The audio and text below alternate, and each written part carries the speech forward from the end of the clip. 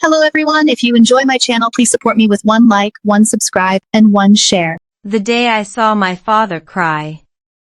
Have you ever seen your father cry? I mean really cry, not just a little tear that he quickly wipes away, but the kind of crying that comes from somewhere deep inside? I hadn't. Not once in my entire life. My father was an American man of few words and even fewer emotions, at least on the surface. He was the kind of dad who showed love through actions, not words. He fixed my car. He paid for my college. He taught me how to change a tire. But he never said I love you without a little joke attached to it. And he never, ever cried. Until the day I left America. I was standing in the airport terminal, clutching my one-way ticket to Vietnam, trying to act brave. I was going home. Not forever. But for long enough that my heart felt like it was being pulled in two directions. I had been living in America for years, married to an American man, raising two bilingual children. I had built a life here. But my heart was still in Vietnam, with my mother, with my childhood, with the part of me that never quite learned to speak English without an accent. My father had driven me to the airport in silence. That was typical. He wasn't a talker. He wasn't a hugger. He was a "I'll carry your bags and make sure you have snacks" kind of dad. But when we reached the security checkpoint, something shifted. He stopped. He turned to look at me. And then he did something I had never seen him do before. His eyes filled with tears. I froze. I didn't know what to do. My strong, silent, American father was crying. In public. In front of strangers.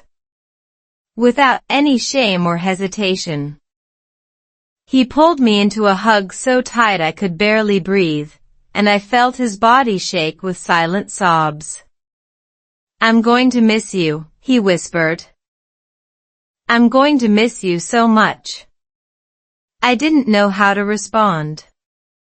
I had never seen this side of him. I had always thought he was made of steel. But in that moment, I realized that steel can bend. Steel can break. And steel can cry. I held him and cried with him, right there in the middle of the airport, surrounded by strangers who didn't know our story. And as I walked through security, I looked back one last time. He was still standing there, tears streaming down his face, waving goodbye. I had no idea that this moment would change everything. That it would teach me more about love, family, and being human than anything else in my life. And I had no idea that my father's tears were just the beginning of a story that would bring us closer than ever before. But first, I had to understand why he had never cried before. The silent father. My father had always been a man of few words. Growing up, I watched him from a distance, trying to understand the quiet giant who lived in our house. He was a typical American dad from the Midwest, practical, hardworking, and emotionally reserved. He didn't talk about feelings. He didn't hug for too long. He didn't say "I love you" unless it was attached to a joke or a birthday card. But he showed love in other ways. He woke up at 5 a.m. every morning to go to work, even when he was tired. He fixed my bike when it broke. He taught me how to fish, how to build a fire, how to change a tire. He was always there, solid and reliable, like a rock that never moved. I used to think he was made of stone. I thought he didn't have feelings like other people.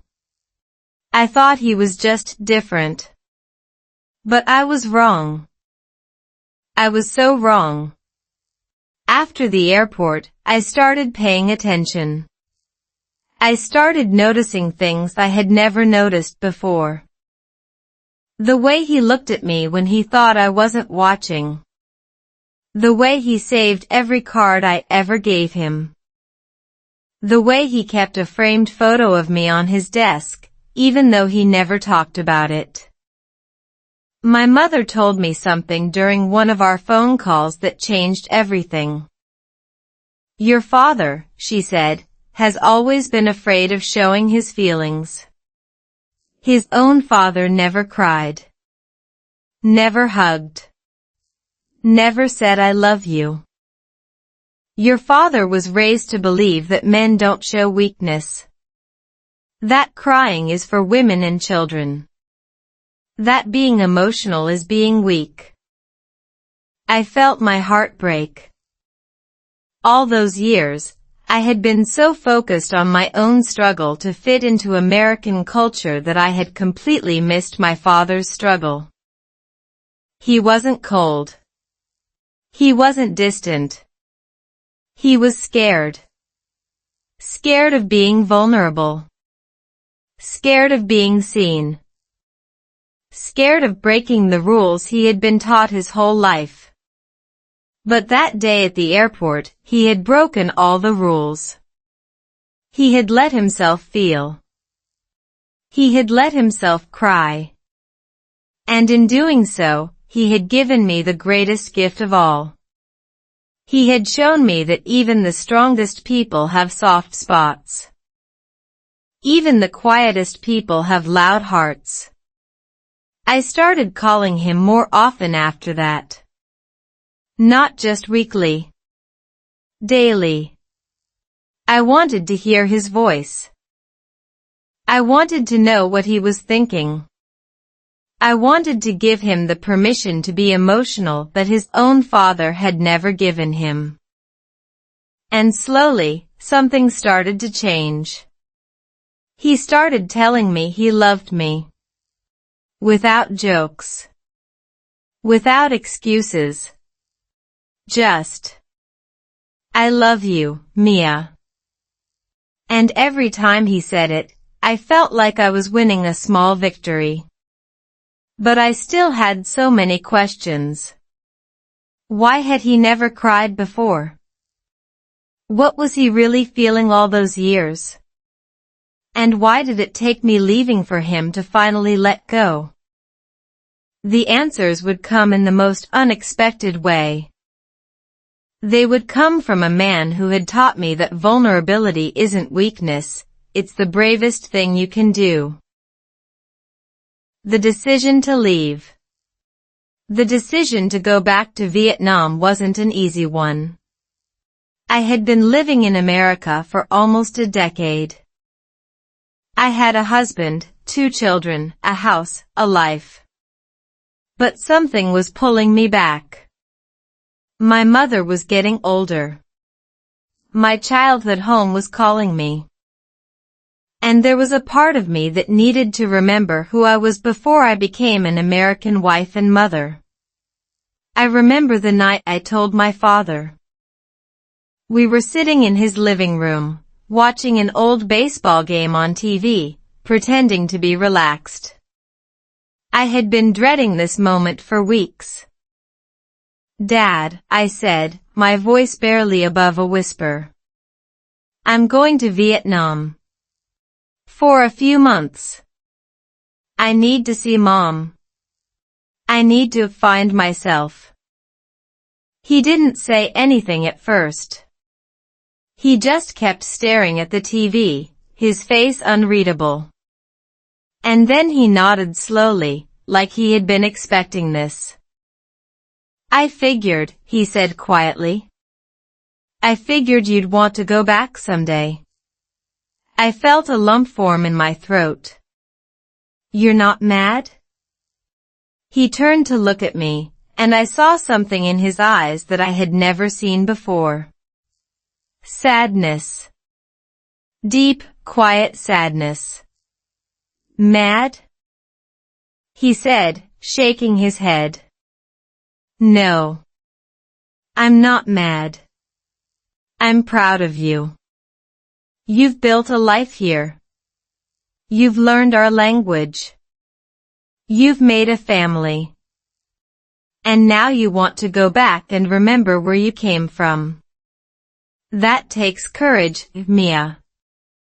I started crying. I couldn't help it. All those years of thinking he didn't care, all those years of feeling like I was just a foreigner in his home. And he was telling me he was proud of me. I'm going to miss you, Dad, I said. I'm going to miss you so much. He reached over and took my hand. It was rough and calloused from years of hard work, but it was warm. So warm. I'll be here, he said. I'll always be here. Whenever you need me. And then he did something that surprised me. He pulled me into a hug. A real hug. The kind of hug that says everything words can't say. That night, I lay in bed and thought about everything he had done for me. All the sacrifices. All the silent love. All the moments I had missed because I was too busy focusing on my own struggles. And I realized that my father wasn't just an American dad. He was my dad. And he loved me more than I had ever known. But I had no idea that the goodbye at the airport would be even harder than I imagined. And I had no idea that his tears would teach me more about love than any words ever could. The airport goodbye. The morning of my flight, I woke up before the sun. I couldn't sleep. My mind was racing with 1,000 thoughts, 1,000 fears, 1,000 what-ifs. What if I didn't recognize Vietnam anymore? What if my mother had changed? What if I had changed too much to fit back in? My father was already in the kitchen when I came downstairs. He had made coffee. He had packed snacks for the plane. He was doing what he always did, taking care of me in the only way he knew how. You ready? He asked. His voice was steady, but I could see the tension in his jaw. I nodded. I think so. The drive to the airport was quiet. Not the comfortable kind of quiet. The kind of quiet that's full of things unsaid. I watched the familiar streets pass by, the houses, the trees, the places that had become my home. And I felt a strange sense of loss, even though I hadn't left yet. When we finally reached the airport, my father parked the car and turned to look at me. Mia, he said, I want you to know something. I looked at him, waiting. When you came to America, I was scared. I didn't know how to be a father to someone from a different country. I didn't know how to help you. I didn't know how to love you the way you needed to be loved. I felt my eyes fill with tears. Dad. But I learned, he continued, his voice cracking. I learned from you. You taught me that love doesn't need to be perfect. It just needs to be present. And I want you to know that I love you. I love you so much. And I'm going to miss you. And then he started crying. Not just a few tears. The kind of crying that shakes your whole body. I held him and cried with him, right there in the airport parking lot, surrounded by strangers who didn't know our story. "I'll come back," I promised. "I'll always come back." He nodded, wiping his eyes. "I know you will. I'll be here. I'll always be here." When I finally walked through security, I looked back one last time. He was still standing there, waving, tears streaming down his face. And I knew in that moment that I was the luckiest daughter in the world. Not because I had a perfect father, but because I had a father who loved me enough to cry. I got on the plane with a heavy heart but also a sense of peace. I was going home. And somewhere, in the middle of all that fear and sadness, I knew that everything was going to be okay. But I had no idea that the next few months would teach me more about my father than I had learned in my entire life. And I had no idea that his tears were just the beginning of a story that would change everything. Why dads hide their tears. I spent the entire flight to Vietnam thinking about my father's tears. Why had he never cried before? Why did he wait until I was leaving to finally let go? The answer came to me in the most unexpected way. It came from my husband. A few days after I arrived in Vietnam, I called my husband to tell him about the goodbye. I was still processing it, still trying to understand what had happened. And my husband said something that stopped me cold. "Mia," he said, "my father has never cried in front of me. Not once. Not at my wedding. Not when I left for college. Not even when his own mother died. He just doesn't cry." I was shocked. "Never?" "Never," my husband confirmed. He was raised to believe that crying is a sign of weakness. That men don't cry. That men are supposed to be strong, stoic, unbreakable. And I think your father was raised the same way. And suddenly, everything clicked. My father wasn't cold. He wasn't distant. He was a product of his generation. A generation of men who were taught that emotions are dangerous. That vulnerability is weakness. That crying is something to be ashamed of. A generation of men who never learned how to express their feelings. I thought about all the times I had wished my father was more emotional. All the times I had felt like he didn't love me because he didn't say the words. And I realized that I had been judging him by the wrong standards. He did love me.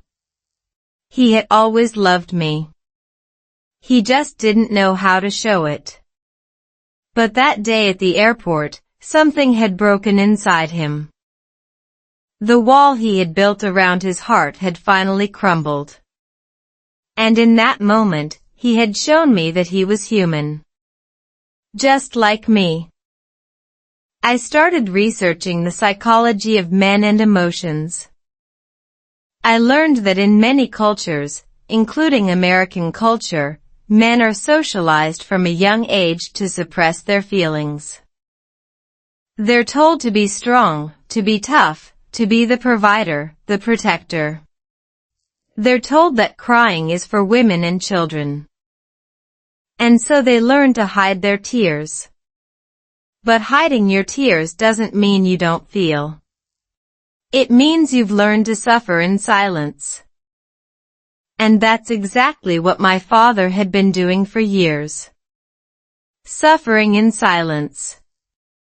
Loving in silence. Missing me in silence. I made a decision. When I returned to America, I was going to give my father permission to feel. I was going to tell him that it's okay to cry. That crying doesn't make you weak. That showing your emotions is actually the bravest thing you can do. I had no idea that this lesson would change not only my relationship with my father but also my relationship with my husband and my children. And I had no idea that the most beautiful moment was still waiting for me. The phone calls from Vietnam. I arrived in Vietnam with a suitcase full of clothes and a heart full of confusion. I had left America behind, but I had brought my father's tears with me. I couldn't stop thinking about them. Every time I called home, I listened to his voice differently. I listened for the cracks. I listened for the emotions he was trying to hide. And slowly, I started to hear them. "How's the weather?" he would ask. Translation: I miss you. "Are you eating well?" Translation: I worry about you. "Have you seen your mother?" Translation: I'm glad you're home. I started calling him every day. Not because I needed to, but because I wanted to hear his voice. And something started to change. He started telling me things he had never told me before. "I was so scared when you moved to America," he said one day. "I didn't know how to help you. I didn't know how to be a father to someone who wasn't born here." I held my breath. "But I figured it out," he continued. "I figured out that love doesn't need to be perfect. It just needs to be present." I felt a lump in my throat. "When did you get so wise?" I asked. He laughed. "I've always been wise. I just didn't know how to show it." I thought about all the years I had misunderstood him. All the years I had thought he was cold. All the years I had wished he was more emotional. And I realized that he had been emotional all along. He just hadn't known how to express it. The phone calls became my lifeline. Every day, I would call him and tell him about my adventures in Vietnam. About the food, the people, the memories. And every day, he would listen. He would ask questions. He would laugh at my stories. And he would tell me he loved me. No jokes. No excuses. Just, "I love you, Mia." And every time he said it, I felt like I was winning a small victory. But the biggest victory came on a day I didn't expect. I was sitting in my mother's kitchen, drinking tea, when my phone rang. It was my father. "Mia," he said, his voice trembling. "I need to tell you something." I felt my heart stop. "What is it, Dad?" He took a deep breath. "I've been thinking about you. About how brave you are.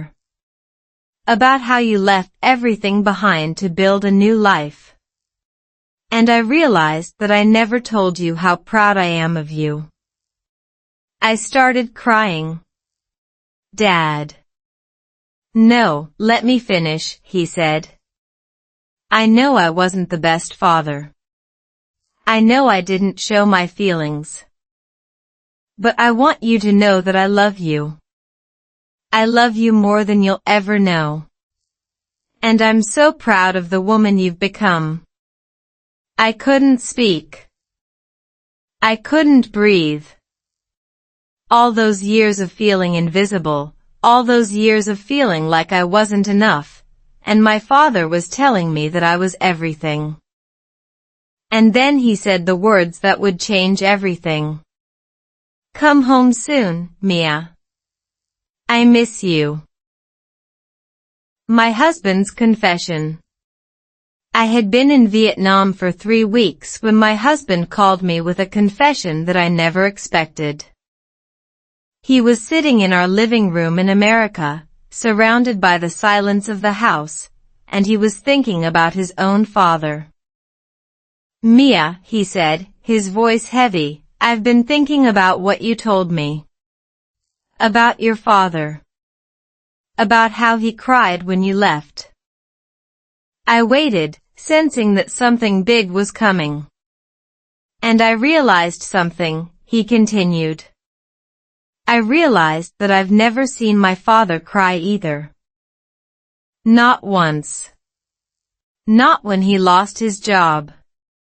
Not when his own father died. Not even when I told him I was getting married. He just doesn't cry." My husband's voice cracked.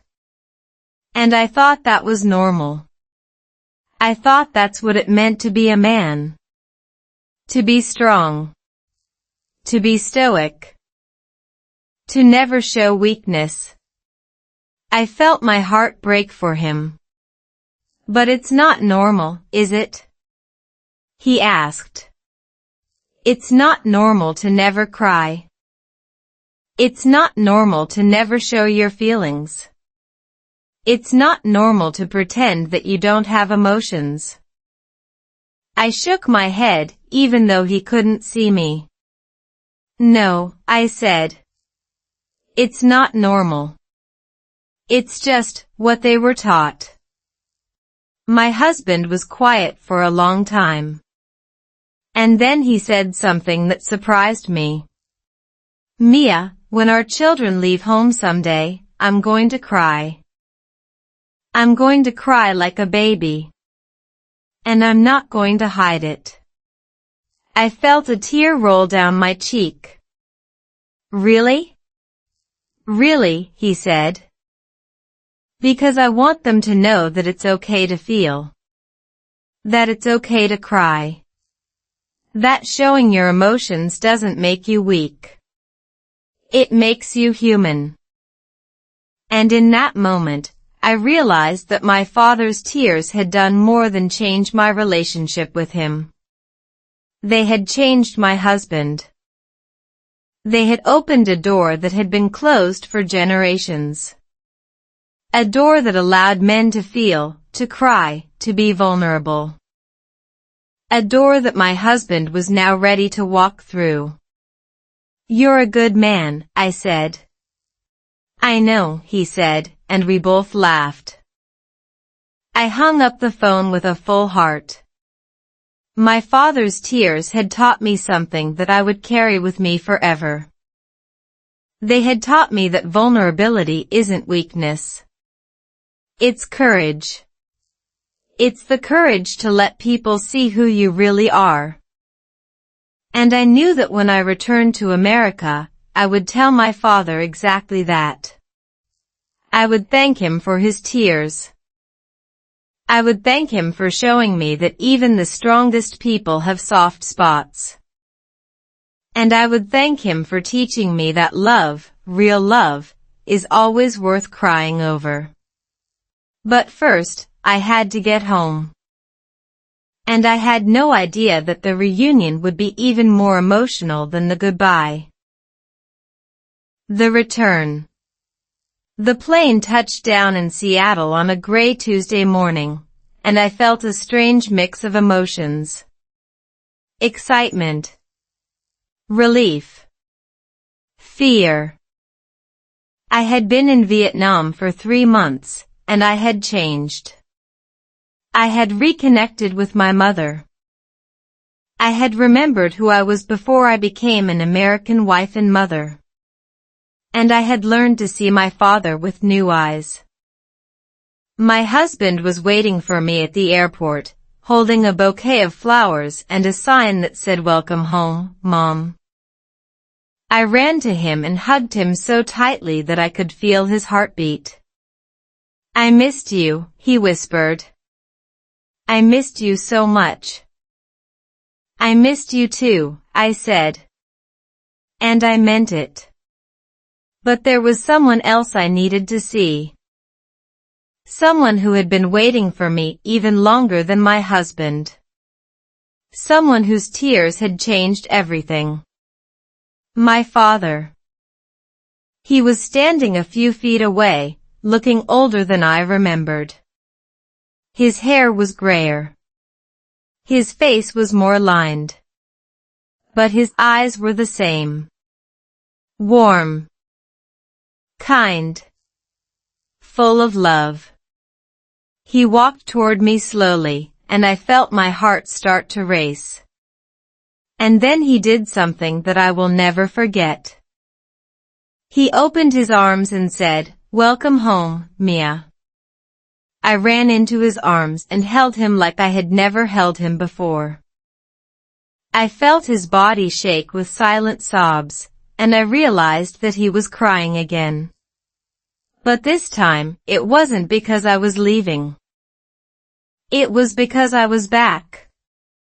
"I missed you," I whispered. "I missed you so much, Dad." "I missed you too," he said. Every single day. We stood there in the middle of the airport, holding each other and crying, and I didn't care who was watching. I didn't care about the strangers. I didn't care about the rules. All I cared about was my father. And the love we shared. Later that night, we sat in his living room and talked for hours. I told him about Vietnam. About my mother. About the things I had learned. And he listened, like he always did. But this time, he had questions. Real questions. He wanted to know everything.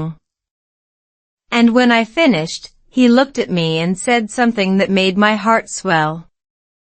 "Mia," he said, "I'm so proud of you. Not because you went to Vietnam, but because you came back." I started crying again. I couldn't help it. "Dad," I said, "thank you. Thank you for crying. Thank you for showing me that you love me." He reached over and took my hand. "Thank you for teaching me that it's okay to cry," he said. "Thank you for teaching me that showing my feelings doesn't make me weak." And in that moment, I realized that we had both changed. He had learned to let go. And I had learned to see. But the final lesson was still waiting for me. And it would come from the most unexpected person of all. The lesson about strength. A few weeks after I returned from Vietnam, my father called me with an unexpected invitation. He wanted me to come over for dinner. Just the two of us. No husband. No children. No distractions. I was nervous. We had never done anything like this before. Our relationship had always been built on actions, not words. But something had changed. And I knew that this dinner was important. When I arrived at his house, he had already set the table. He had cooked my favorite meal, meatloaf, mashed potatoes, and green beans. The same meal he had made for me when I first arrived in America. "Sit down," he said, gesturing to the chair. "I want to talk to you." I sat down, my heart pounding. He took a deep breath and began to speak. "Mia," he said, "I've been thinking a lot about the day you left. About the way I cried. About how I couldn't control it." I nodded, not sure where this was going. "And I realized something," he continued. "I realized that I've been wrong my whole life. I was taught that men don't cry. That showing your emotions is weak. That being vulnerable is something to be ashamed of. He paused, his eyes glistening. But you taught me that it's not weak. It's brave. It takes courage to let people see who you really are. And I want you to know that I'm not ashamed of crying anymore. I'm proud of it. Because those tears meant that I loved you. That I still love you. That I will always love you. I was crying now. I couldn't help it. Dad, I whispered, I love you too. He reached across the table and took my hand. I know you do, he said. And that's why I wanted to tell you this. I wanted you to know that you changed me. You taught me that it's okay to feel. It's okay to cry. It's okay to be human. We sat there for a long time, holding hands and crying together.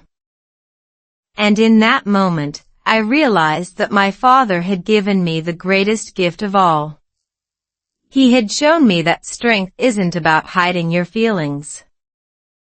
It's about having the courage to show them. It's about being vulnerable enough to love, even when it hurts. It's about letting your tears speak when words aren't enough. I left his house that night with a full heart. I had learned so much on this journey. About my father. About myself. About the power of love. But there was still one more lesson waiting for me. One more moment that would complete this incredible story. And it came from the most unexpected source. My daughter. She asked me a question that would change everything. And her question was simple. Mommy, why do dads cry? Dads cry too. I was sitting on the couch with my daughter Lily, reading her a bedtime story. When she looked up at me with those big brown eyes and asked the question that would complete my journey. Mommy, she said, why do dads cry? I paused, thinking about how to answer. She was 6 years old. She had seen her grandfather cry at the airport. She had seen my husband tear up when I returned. And she was trying to understand. Dads cry, I said slowly, because they have feelings too. Just like you and me. They feel sad. They feel happy. They feel scared. And sometimes, those feelings become so big that they have to come out. She nodded, processing this. So Grandpa cried because he missed you? Yes, I said. He cried because he loved me so much that it hurt to say goodbye. She was quiet for a moment. And then she said something that made my heart swell. I'm going to cry when I have to leave you someday. I felt tears spring to my eyes. Oh, baby, I said, pulling her into a hug. You don't have to think about that yet. But I want you to know, she said, her voice serious, that I'll cry because I love you. Just like Grandpa. I held her tightly and realized that the lesson had come full circle. My father had taught me that it's okay to cry. And now I was teaching my daughter the same thing. A few days later, my father called me. He had heard about the conversation with Lily. He was touched. She's a good kid, he said. She's going to grow up knowing that it's okay to feel. She learned it from you, Dad, I said. He was quiet for a moment. And then he said something that I will never forget. Mia, thank you. Thank you for teaching me that it's okay to feel. Thank you for teaching me that crying doesn't make me weak. Thank you for teaching me that love is always worth crying over. I started crying again. I couldn't help it. Dad, I said, thank you for crying. Thank you for showing me that you love me. Thank you for being brave enough to let me see who you really are. We talked for hours that night. About everything. About nothing. About the things that matter. And I realized that my father's tears had given me the greatest gift of all. They had shown me that love isn't about being perfect. It's about being present. It's about showing up. It's about letting yourself be seen. So if you're watching this, if you've ever felt like you couldn't show your feelings, if you've ever felt like you had to be strong all the time, let me tell you the truth. You don't have to be strong all the time. It's okay to cry. It's okay to feel. It's okay to let the people who love you see who you really are. Because that's what love is. It's being brave enough to be vulnerable. It's being brave enough to cry. And it's being brave enough to let someone else cry with you. My father taught me that. And I will be forever grateful.